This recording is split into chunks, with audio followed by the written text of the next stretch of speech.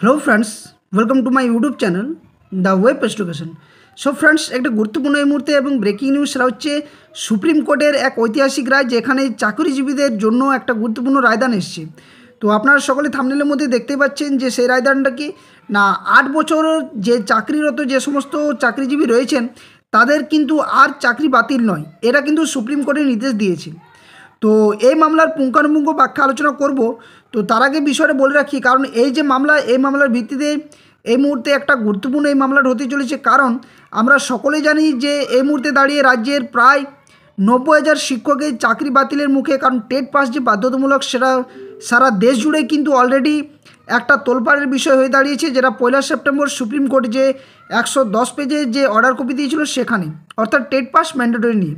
এবং তার পরিপ্রেক্ষিতে কিন্তু সুপ্রিম কোর্টে যে এই যে চাকরিরত কর্মজীবীদের জন্য যাদের 8 বছর বা তার ঊর্ধ্বে যারা চাকরিরত করছেন তাদের আর চাকরি বাতিল নয় বলে যে সুপ্রিম কোর্ট একটা মামলার ভিত্তিতে রায়দান দিয়েছে, সেখান থেকে দাঁড়িয়ে কিন্তু বর্তমান যে পরিস্থিতি, যে টেট পাস বাধ্যতামূলক সেটার সাথে একটু হলেও ওতপ্রোতভাবে জড়িত হতে পারে।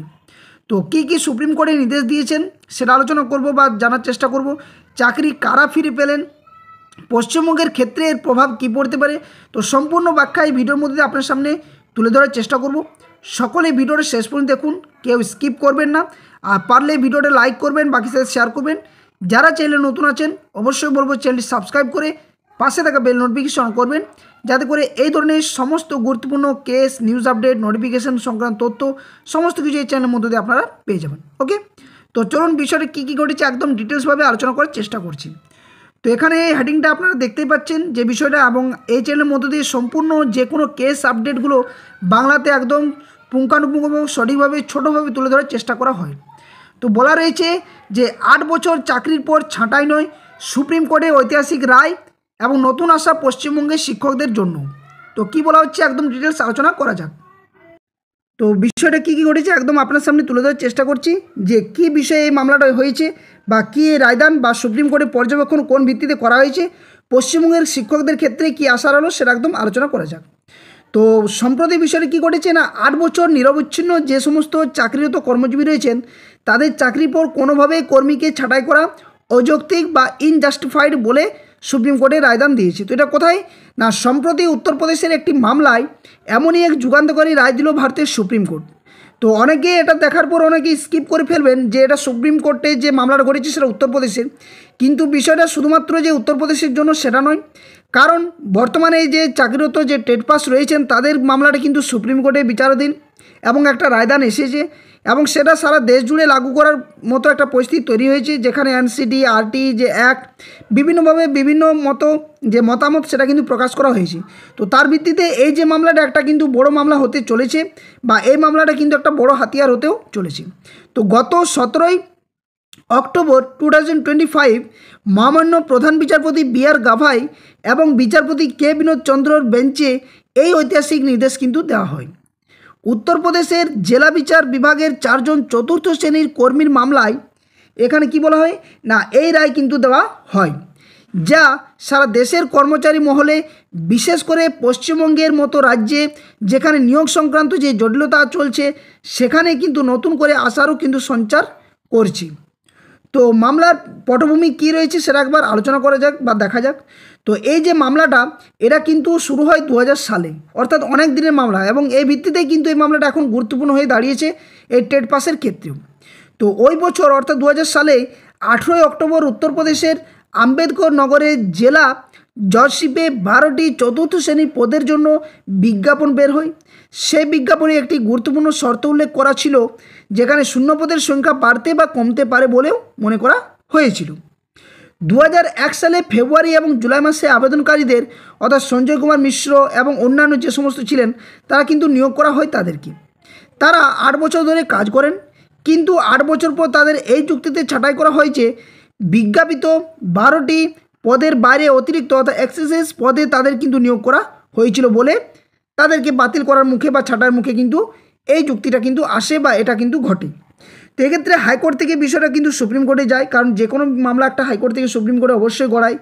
তো এই ছাঁটাইয়ের বিরুদ্ধে হাইকোর্ট থেকে সুপ্রিম কোর্টে কী করেছে, তো এই ছাঁটাইয়ের বিরুদ্ধে কর্মীরা প্রথমে এলাহাবাদ হাইকোর্টের দ্বারস্থ হন, কিন্তু হাইকোর্টের সিঙ্গেল বেঞ্চ এবং পরে ডিভিশন বেঞ্চ উভয়ে যে ছাঁটাই, সেই ছাঁটাই বিষয়ে কি বলা হচ্ছে, সিদ্ধান্তকে বৈধ বলে কিন্তু রায় দেয়। অর্থাৎ হাইকোর্ট কিন্তু সেই সময় বৈধ বলে ঘোষণা করে দেয় যে হ্যাঁ ছাঁটাই করতে পারা যায়।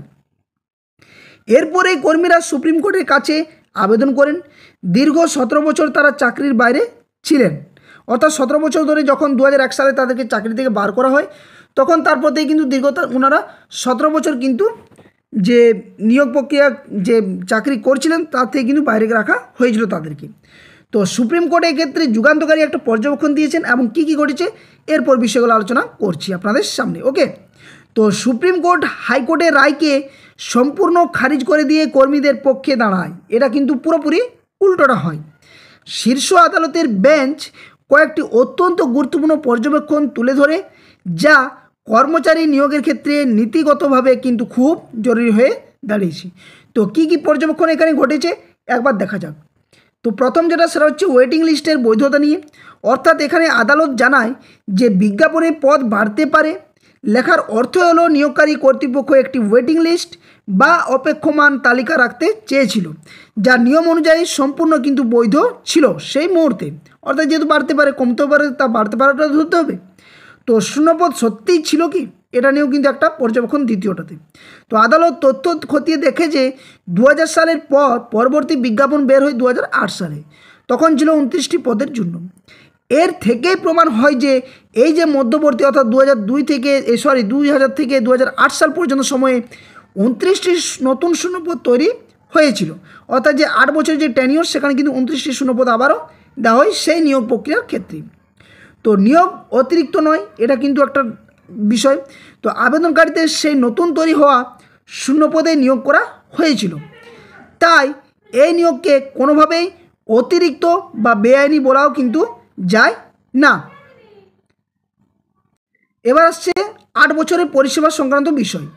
তো সবশেষে আদালত স্পষ্টভাবে জানায় যে 8 বছর ধরে নিরবিচ্ছিন্ন পরিষেবা দেওয়ার পর কর্মীদের ছাঁটাই করার সিদ্ধান্ত সম্পূর্ণ অযৌক্তিক এবং তা সমর্থনযোগ্য নয়। এটা কিন্তু সুপ্রিম কোর্ট সম্পূর্ণভাবে রায়দানটি দিয়েছে।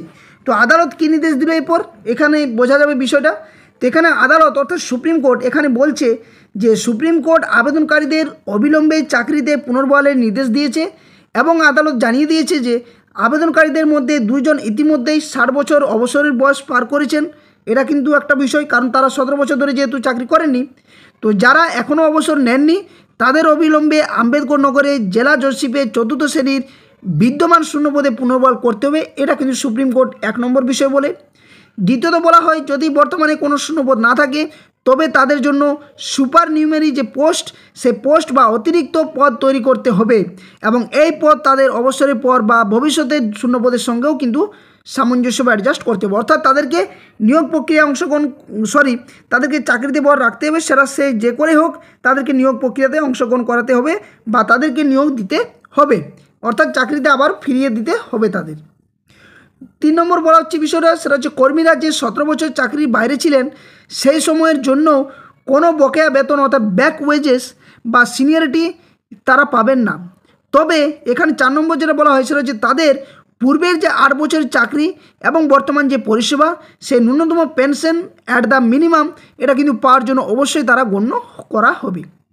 তো এই ছিল সুপ্রিম কোর্টের যে সম্পূর্ণ বিষয়টা, যেটা উত্তরপ্রদেশের একটা জেলা জজ থেকে বিষয়টা ঘটে, যেখানে 4র্থ শ্রেণী কর্মচারীদের ক্ষেত্রে দীর্ঘ 17 বছর ধরে যারা চাকরি থেকে বাদ পড়ে যান, কিন্তু সুপ্রিম কোর্টের যে রায় সেখানে যেটা বলা হচ্ছে মোদ্দা কথাতে যে যেহেতু 8 বছর ঊর্ধ্বে তারা চাকরি করছিলেন তাদের কোনোভাবেই চাকরি থেকে বরখাস্ত করা যাবে না বা তাদেরকে বাদ দেওয়া যাবে না।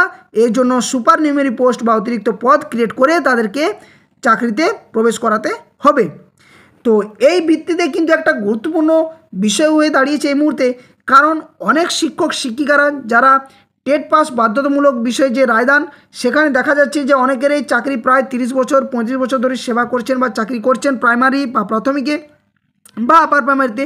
তো এক্ষেত্রে তাদের ক্ষেত্রেও কিন্তু এই যে রায়দানটা সুপ্রিম কোর্ট দিয়েছেন, যেখানে প্রধান বিচারপতি নিজে নির্দেশনার ভিত্তিতে এই রায়দান করেছেন, সেখানে দাঁড়িয়ে কিন্তু এই যে টেট পাস ম্যান্ডেটরি এটার সাথে কিছুটা লিঙ্ক আপ করার একটা পরিকল্পনা দেখা দিচ্ছে বিভিন্ন রাজ্যের পক্ষ থেকে।